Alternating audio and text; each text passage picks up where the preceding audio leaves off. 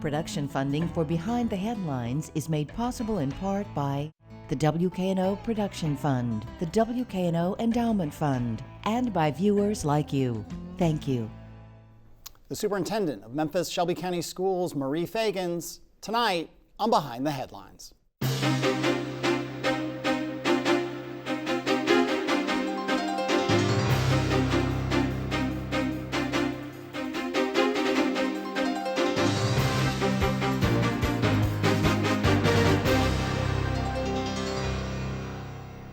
I'm Eric Barnes with the Daily Memphian. Thanks for joining us. I am joined tonight by Dr. Marie Feagins, the relatively new superintendent of Memphis Shelby County Schools. Thanks so much for being here. My privilege. Thank you for having me. Along with Bill Dries, reporter with the Daily Memphian. We'll talk about a lot of things today. It's one of the interviews where I know we won't get to everything that we want to get to, let alone that everyone wants to get to. I should say welcome to Memphis. I think it's been about 4 or 5 months, 100 and something days that you've been in the gig. Yeah. You are, over the 15 years of us doing Behind the Headlines, I think you're the 5th superintendent that we've interviewed from Memphis Shelby County Schools and the predecessor schools, along with many superintendents from the suburban schools and folks from charter schools and so on. But one of the things I paraphrase this often. One of your predecessors, Dorsey Hobson, sitting in that chair, said to me one time when we were talking about the challenges of schools and education and of a big urban school district, and he said, and I'll paraphrase him poorly, he said, look, Eric, you have to understand, before we talk about education in the classroom, so many of our kids went to bed on a couch, they didn't have dinner, they walked to school in the rain, they got to school late, they don't have their homework, they don't have paper and pen and books. And we, Dorsey said, have to deal with all that before we talk about reading with so many of our children. And I don't know how many that is or still is. That was probably a decade ago that Dorsey said that. But that is a challenge of every school system, and that can be a challenge in the suburban school districts too. I've talked to those superintendents as well. But it speaks to, one, the challenge of a big school district, and it speaks to the challenge of people want you, Dr. Marie Feagins, to fix a lot of problems, not just educate kids. How do you respond to all that? You know, that's the privilege of the role. It's also the pressure of the same. There are a lot of dynamic factors that go into leadership, but there are many dynamic factors and moving parts that go into leadership of an educational institution, and certainly one that is the size, that has the magnitude of Memphis Shelby County Schools, as well as the historical context in a city like Memphis, Tennessee as well. And so when you think about all of those moving factors, the people who are involved, the programs, the communities, it is a lot, but a lot is at stake as well. And so before a student is thinking about biology, they are thinking about the latest meal or the last meal. When we make decisions, as we're having to make today, whether we early release or not, my first thought is how many students would miss a meal if we send them home, or if we were to close today, you know, how many students were there. So yes, I would tend to agree that there's an expectation to fix many things, education just being one of those things. And I should say, we're recording this Thursday morning as the remnants of the hurricane are coming in, so the release would be just how you respond to that. That's just so people know. One more question before I go to Bill, that's kind of on a similar theme. How do you balance, and I've said this to many, many people in education, you know, there's the big picture, the long term, that maybe closing schools, opening new schools, new curriculum, state laws, all these medium and long term things that you obviously have to deal with. But kids are in school today, right? I mean, kids are in school tomorrow, ostensibly, if the weather doesn't stop that. But how do you make decisions that balance that you help kids today in the classroom, but also are being smart or necessary for the medium and long term? So I've said it a lot, and I'll continue to say it. It's about prioritizing the priorities. Everything really is important, but what is important today, and then how to do today's decisions impact tomorrow, as well as the long term. And so it is what we call in education backwards planning. You know, so where would we desire to be in 3, 6 months, 5 years, and then working backwards from there and making the decisions respectively. I think when we think about businesses, or schools and closures and what that looks like, it is taking into consideration, you know, money, funding, is taking into consideration the aging of the infrastructure. It's also taking into consideration, with deep consideration and respect, that schools mean a lot to a community. And so overall making decisions, it's about looking at data, it's considering the perspectives as well as the input of a wide range of leaders, and then going from there. Yeah, let me bring in Bill. So is the school system, in your view, in your preference, is the school system in the process of being rebuilt, or is it in the process of changing from where it is? How would you define what you want to do with the school system in the directions that you're heading in right now with the school system? Yeah, great question. It is a necessity to transform the space. I think that we cannot continue to do many of the same things that we've done before and expect different results. And so it is stabilizing currently while we visionary and visualize what we desire for our students, for our community, and certainly considering the same as being the state's largest district. As Memphis Shelby County Schools goes, so goes the state of Tennessee. And so there's a lot that rides on the status of the district, and certainly all of that rides on the decisions that we make. I think when we think about what overall this has to be, rebuilding some, transforming more of, there's reforming certain aspects, and so it's a both and, it's a conglomeration. There are a lot of things that, if you ask some, hey, tear it down and just start afresh, and then there are a lot of things that we're doing well that we just need to strengthen and enhance, and so it is identifying those respectively and moving accordingly.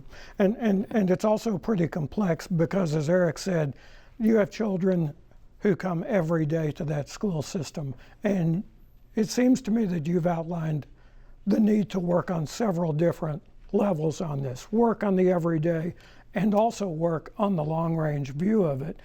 And those really have to blend at some point. They can't be mutually exclusive, can they? That's right.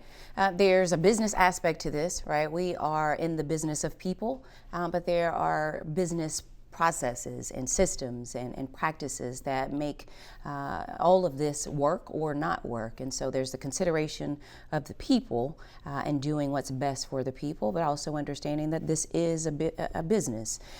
When it comes down to it, though, Bill, we understand that each decision is as important as the one that wasn't made, and certainly the ones that have to be made. And so a lot of where we are has come from great consideration for the long term, but then a necessity to go deeper into the granular areas, the details, and considering the long-term impact. Right. You talked a bit about where schools are, what the populations are around them. Have there been population shifts? That always comes into the mix, it seems, when you're talking about school closings or school transitions and that. Tell me what is guiding the different pieces of that, from things like the transition of I-zone schools, ASD schools, looking at future populations, where populations of school-age children and families are going in the city. Right, all of the above. And so it's certainly data, demographics, birth rates, and certainly nationally you're looking at birth rates that are just generally declining, but in the city of Memphis and Shelby County, just looking at the respective areas where that is taking place more of, where there's an over concentration of certain schools. We have spaces where there are multiple high schools in a small proximity from the other, and so looking at that as well. We have several buildings that are just simply being underutilized, so there's an opportunity to repurpose there. And so looking at the data broadly, student performance in those spaces, but also the building infrastructure itself. And so we have a third party that's been performing those assessments and analysis. And so we expect to receive the latter 50 to 80 of those assessments towards the end of October. And so we've begun already looking at the FCI scores. What does the facility conditions index score say for the next 3, 5, and 10 years? And then we'll start to make some decisions and recommendations with the board and bring those publicly. And what do you want schools to do? I mean, right now, let me explain that a little bit. Sure. Right now, we have optional schools. We have schools that students go to for a certain pursuit. Is your goal here to have schools that you can get the same thing at in different communities? Or is it kind of the open enrollment model? If we got room and that school is like an Overton that pursues the arts, your child might be able to go there? Sure, there's a way to do both, right? And so ultimately we want every child and family to believe that their school is the option for them. And so across our 9 districts that make up the district of Memphis Shelby County Schools, I'd like for Marie Feagins and Bill, for their families to believe that this school that is in proximity to them is a great school because it has the type of programming, the quality of instruction, and the level of teaching that is desirable and necessary to create the type of community leaders that we need more of. And so we do have to expand programs across the district. We're talking about access, not excluding individuals, but certainly creating the types of programs and pathways that lead our students forward across the district. About 15 minutes left here. You mentioned 50 to 80 schools, buildings, I took it as, that are being assessed right now. That's not all the schools, buildings in the system. Is 50 to 80, do I take that as those are the ones that are on the table to be potentially closed? No, so we have 200 buildings. Right. Where we are in the process, this process started before me in terms of the analysis and assessments. That's the number of assessments that remain to be shared with me to review. Gotcha. Do you have any sense of how many schools could be closed? I don't right now. I think that we have to take a bigger look at it, and so we'll start that in October as soon as we receive those additional assessments. Let's also talk, you mean, in your first 100 days, before your 100-day mark, I think in the summer, you announced the elimination of, was it 1,000 positions? You were up against the end of a whole lot of COVID money that was in the school system, and this was a national thing. It wasn't unique to Memphis. Without getting too far in the weeds, but let's get a bit in the weeds. You've kind of restructured a lot of staff. You've eliminated a lot of positions. People have moved to other positions. Talk about your goals with those elimination of positions and restructuring of existing positions. What are you trying to get done there? Sure, great question. Certainly we're talking about efficiency here, and more importantly, we're talking about placing the resources where they should be, and that's as close to the classroom, if not directly in the classroom as possible. I want to circle to the positions though. We talk about the 1,100 positions. We're talking about 1,100 positions, not people.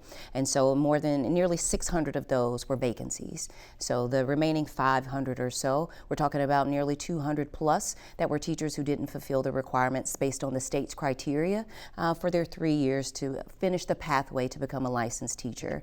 The remaining individuals, we have a combination of those who were in ESSER funds or grants, other dollars that cliffed. And so making those business decisions, trying to keep people at the center as well, and providing additional opportunities to serve in the district and other positions where the work is necessary. So that's attendance liaisons, truancy liaisons, as we think about the goals and the priorities and the focus areas for the district. So restructuring many of those positions was just looking at the overarching performance of the district and where the needs are. I think you're having a question here. No, I didn't mean to interrupt you. No, there's so many, there's really helpful, and all these things I want to follow up on, but obviously I can't do all, so I didn't mean to interrupt you. No way.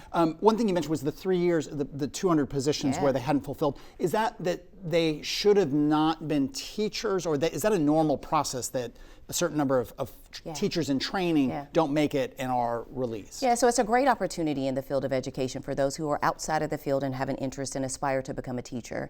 It's on a permit. You receive a permit each year from the state, but there are certain requirements, classes you have to take to fulfill that obligation. You have about 3 years to do that. At the conclusion of 3 years, we're unable to reissue an additional year, and so about 200 plus individuals fell in that particular category. One more, I'll go back to Bill. As long as I've been covering local news and we've been doing the show, every school year seems to start with not enough teachers in the classroom, which that reminds me of that. And I'm not saying it, all suggesting you should push forward people who aren't permitted, and so that's not the point. But what do you do with the shortage of teachers, which I think is a national issue, but it has a huge impact here. And teachers are moving around from different classrooms or different schools.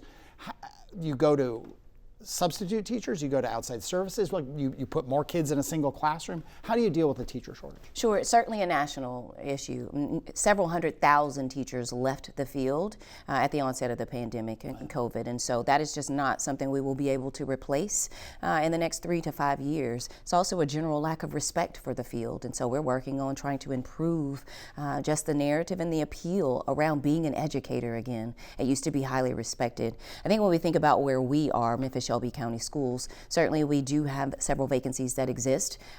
We have fewer vacancies this year than we had last year this time, and nearly 3,000 more students enrolled as well. Some of those key areas, exceptional education, you cannot throw anyone in a classroom in exceptional education that is not certified, and so that places us in a very tough predicament. But overall, it is about stretching outside of the field, finding individuals who are interested. We rely on our substitute teachers. Many of them are certified as they are retired teachers, and so they are certified in content areas, and we rely on education services to support as well. And one last follow-up, apologies to Bill.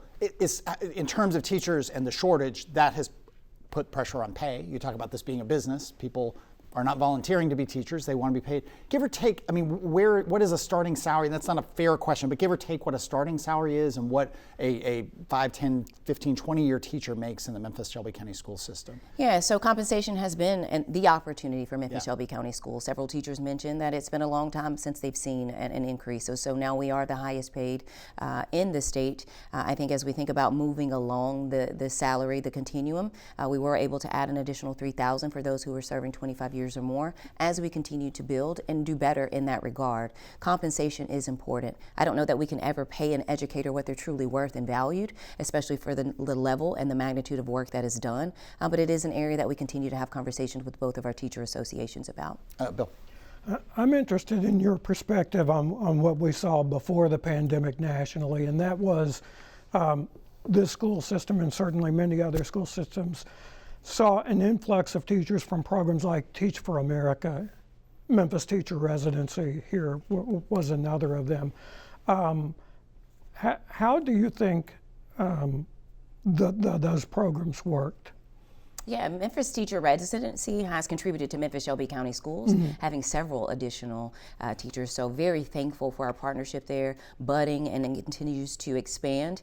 Teach for America, certainly a wealth of experience with Teach for America as well in previous districts before arriving here as superintendent. And so I think the standing up of those organizations and their goals are admirable and certainly serve to support the purpose of providing additional individuals for the field. I think we need more individuals to be interested in pipeline programs like that and pathways like that in order to, as I shared earlier, just to place a small dent in the several hundred thousands that left and are still leaving. We have an aging population of personnel as well. I think there are more than 3,000 teachers alone in the classroom that if they wanted to say goodbye to me today, they could for retirement purposes alone. And so those who are staying, we're grateful for as well. And that's what the greatest recruitment is to re-recruit those who are here. And so we're just trying to create the environment that is conducive to both leading and learning, both for our staff and our students. But programs like Memphis Teacher Residency, Teach for America, we have several others that are budding and blooming now. The state's own pipeline program, involving yourself in an educational pipeline program, EPP is what it's called, is also beneficial. Everything that we can get our hands on. I have a retired teachers association meeting today, so whoever we can get into the room with and have conversations about, that's what we're doing. I entered the field through alternative certification, and so I know that there are individuals who have a wealth of experience in other areas outside of education that would also serve as phenomenal educators. Do you see what we've heard in other employment areas? Do you have young folks who, in the case of Teach for America, they might not have majored in education at all. They may have majored in something totally unrelated to education, who come in and say, I think I want to do this for 5 years, but I don't want this to be my career. How common is that? I think that, yes. The short answer is yes. There are individuals who have a very, narrow commitment that I'm committed to doing this for the 2 years that are required, but not longer than 5, or they've mapped out, if you will, their next steps. Several come and then they go to law school. Several come and then they go to, med school, which is great. But then we have more who come and then they fall in love with the art, with the science, but certainly with the experience of being a leader of learning. And so that's who we're looking for more more of, but certainly it requires us providing the type of support, the professional learning experiences, certainly compensation, just making that entry just a little more easier for those who are interested, who are coming from different fields from their respective institutions.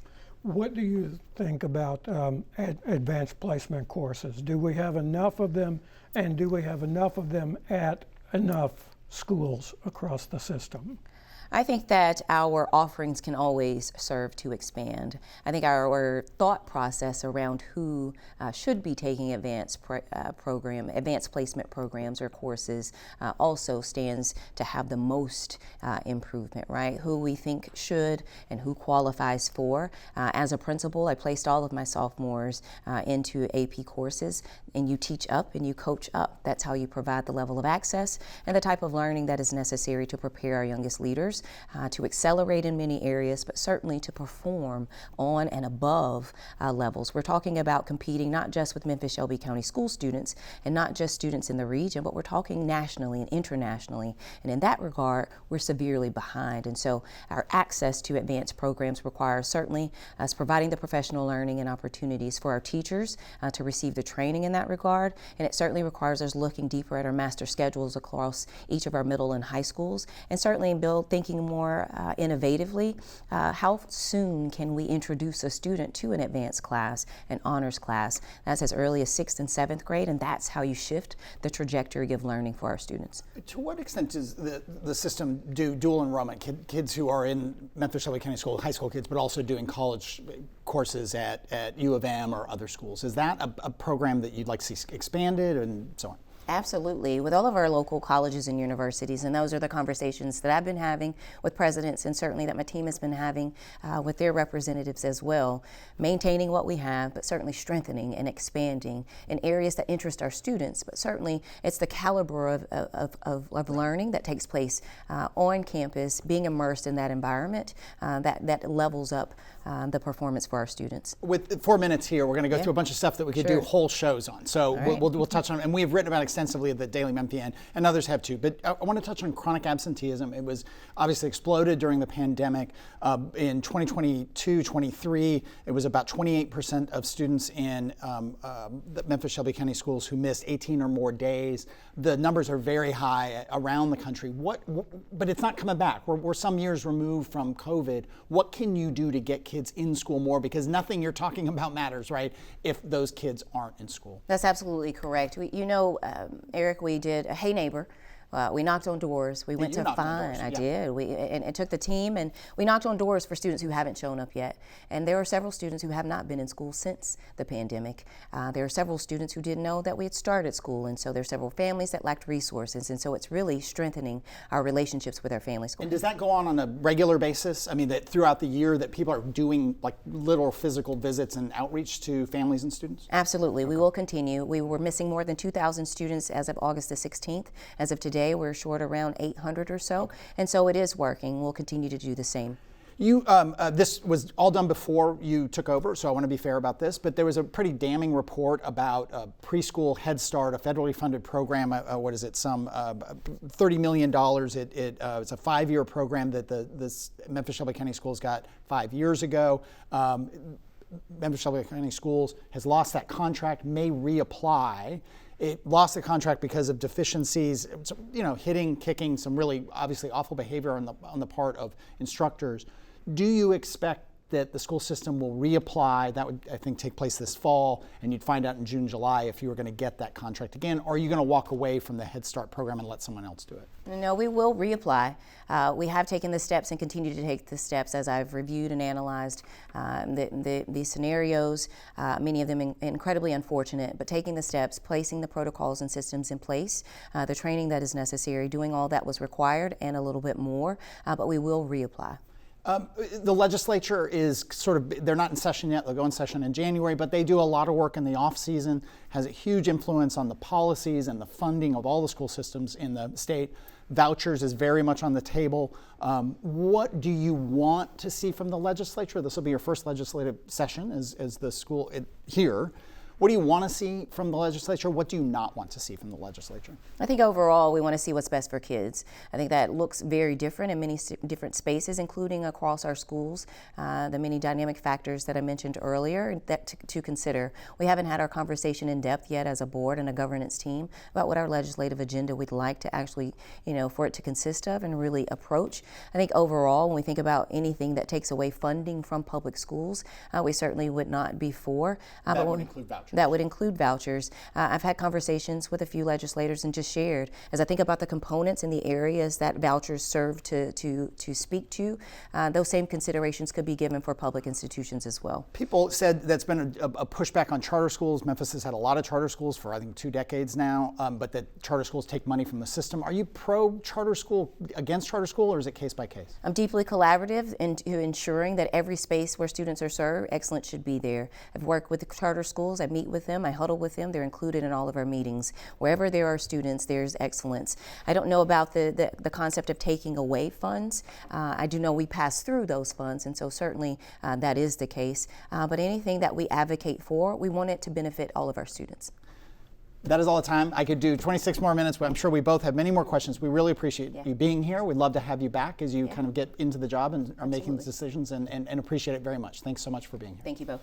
And thank you, Bill, and thank you all for joining us. If you missed any of the show today, you can get the full episode at WKNO.org or on the Daily Memphian site. You can also go to YouTube and search for Behind the Headlines.